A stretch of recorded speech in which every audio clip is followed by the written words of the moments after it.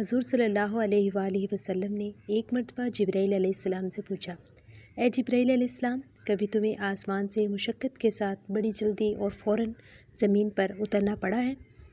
جبرائیل علیہ السلام نے جواب دیا، ہاں یا رسول اللہ صلی اللہ علیہ وآلہ وسلم، 4 مرتبہ ایسا ہوا ہے کہ مجھے فوری طور پر زمین پر اترنا پڑا ہے۔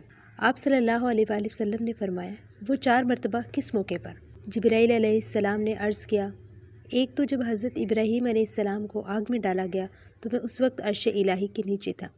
مجھے حکم ہوا کہ جبرائیل، خلیل کے آگ میں پہنچنے سے پہلے فوراً میرے خلیل کے پاس پہنچو۔ چنانچہ میں بڑی سرعت کے ساتھ فوراً خلیل کے پاس پہنچا۔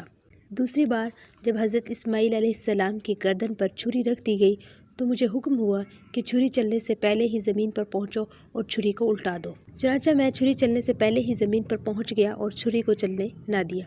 تیسری مرتبہ جب حضرت یوسف علیہ السلام کو کنویں کی تہہ تک پہنچنے سے پہلے زمین پر پہنچو اور کنویں سے ایک پتھر نکال کر حضرت یوسف علیہ السلام کو اس پتھر پر بآرام بٹھا دو۔